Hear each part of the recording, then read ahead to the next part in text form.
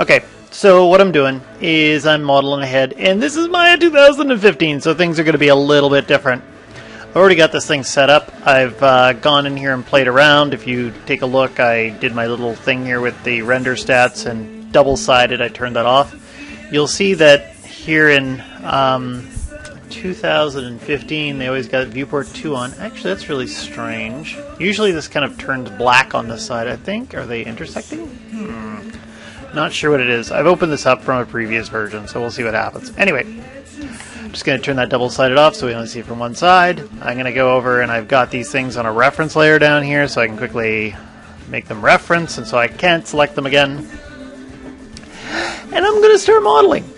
And what I'll start doing is panels, layouts, 2 panes side by side. And I'll have, say, oh crap. I meant to have the perspective one here. I hit 6 so you can see it. That's interesting. Okay, and then this one here, I'm just going to do the front view. I just noticed that the 2 viewports look different for some strange, crazy reason. That's because it's got legacy on. Okay, well, I'll figure this out as we go. And I got some great renders here, or not renders, but pictures. And what I'm going to do is I'm going to go in here to the Create Polygon tool has been moved. It's now living under Mesh Tools. And that's where I'll find the Create Polygon tool. And I'm just going to get rid of that stinking message. UI elements, heads up display, in view messages, go away. And I typically come in here and I'll kind of get to the tear ducty area. That's not really what it's called, but you know what I mean. And boop, boop. And I'm going counterclockwise as I'm doing this. I usually like to make sure I have a point that's kind of pretty much in the middle of the eye. 1, 2. I go here, I'm going to put 2 points. Put a point here, put a point there, put a point up here. Okay, and I try to make them even top and bottom. I do this and then I'll throw it out later. Actually, I just realized I forgot one other feature. Crap! So I can draw this and I can move it around if I want to. Or, the other thing I was going to do, let's just create a NARBS interactive creation. I hate that, so I'm going to turn that off. Sphere. And I'm just going to bring my sphere up here. Whoop. And I always make it so that the North Pole is facing me. And if you're wondering how I just snapped it up here right away, all I did was held down X on my keyboard and I middle clicked and I wiggled my finger a little bit and boom, it was there. Just flip this to the right view. And I'm just going to pull this eyeball over here. Actually, it's a pretty decent size right away. Maybe a little bit small. Actually, that's pretty... It's almost too easy. I'm going to make it just a little bit bigger. And what does it look like here? Do I have my little transparency trick on here? Of course not. I'm just going to go in and I'm going to hit to the material attributes. And on frame 1, transparency, right click, set a key. 10, whoop, right click, set a key. Yay! And now I got a little virtual slider. Great. So I can kind of see what I'm doing really quickly. And there. We'll say that's good enough. Actually, I like the center point, so the center's like right there. And I'm going to call that good. And I'm going to go up and I'm going to hit the Make Live button up here, the little horseshoe, the magnet by itself, and the NURB sphere is live. And now when I go to Mesh Tools and I hit the Create Polygon tool, and I should put that on my shelf, Create Polygon, and the Append Polygon side by side. And when I go in here and I go click, click, click, click, click. Do the same thing I just did a moment ago. You're seeing over here, it's sticking to this surface. Boop, boop, bizarre. Actually, some of these might go a little bit far. I'm still going to have to adjust some of these. And, whoop, enter. Let's take a look at what that looks like. Yeah, you can see it. Maybe I should have made the eyeball a bit bigger when I did that, so that it, yeah. Just hold on a second. I'm going to pause this and I'm just going to redo it, but you've already seen this a couple. Okay, so I just redid it with a slightly bigger eyeball so I get a bit better of a shape out of it. And let's see, I've just kind of brought my transparency back, and I'm just going to go to the right view. And And that still doesn't fit that well, but yeah, we'll come back and horse around that a bit. The NURB sphere here, I'm just going to turn off Make Live, but I've kind of got it in the ballpark. Actually, what the hell was I smoking over here? And I can't select this. No live surface. Why won't it let me select it? Okay, now it's letting me select it. I don't know what I was thinking here. Anyway, I'm just going to hide my NURB sphere. There's something funny in this viewport when I'm trying to select. Whoop! I'm just going to hide that for now. And so when I go in here and I grab some vertices, I'm just going to make sure these kind of come back. And it looks like they don't match up perfectly. I should have spent a bit more time, but I could spend all freaking day doing this stuff, and yes, it takes a while. So lazy. I'm not lazy, I just have other things to do. Walking my dogs. Listening to this fantastic new U2 album. That you don't have to pay for. You can just download it. It's free! Anyway, actually that one should come up. Whoop! Okay, and then I'm just going to do a quick buzz around it here. And that's not bad. Let's look at it from the top view. Maybe these two here could be pushed back a little bit. Just trying to even the whole thing out. Okay, great.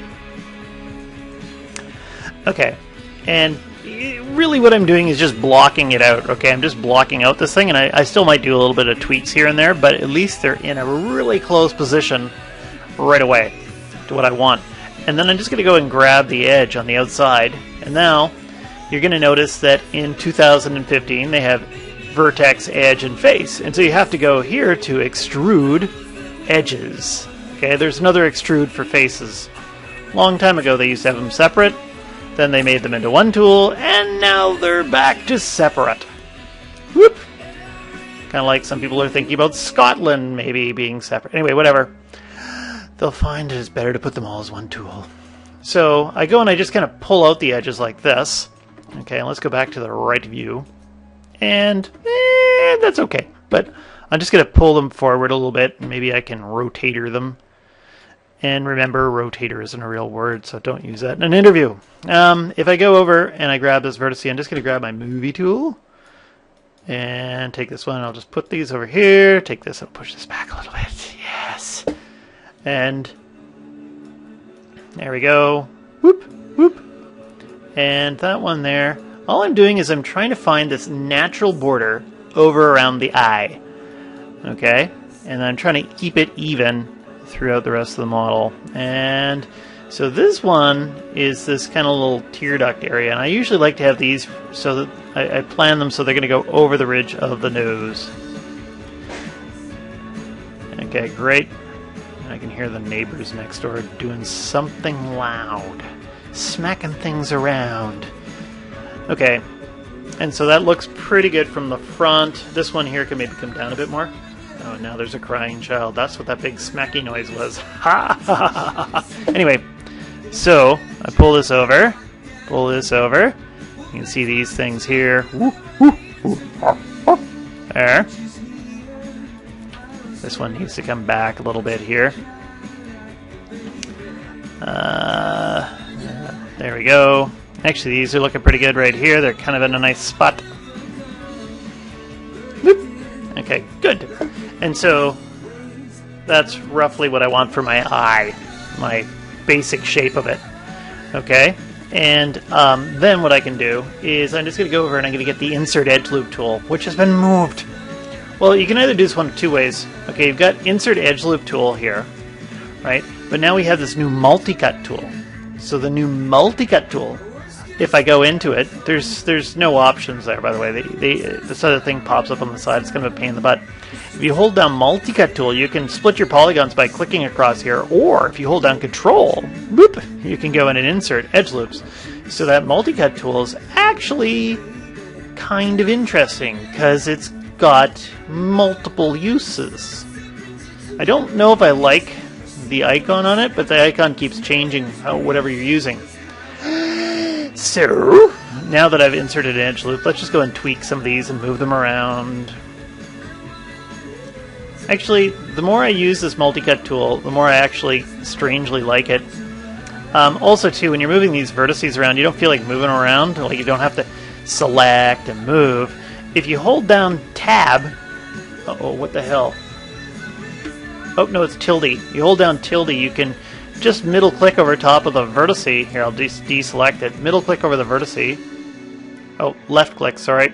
Left-click. And you can move the vertices around without having to select them. It's kind of an old... Oh, you bastard! It's an old Softimage thing, or XSI, I noticed. XSI has that M tool. Well, in Maya, it's tilde! Tilde! And so I just have to be over a component or an object, and I can just nudge it. Okay? And let's go in and, you see these images don't match up perfectly, but that's okay. Still going for vertices. I'm just going to grab these vertices right here. And let's go in. There we go.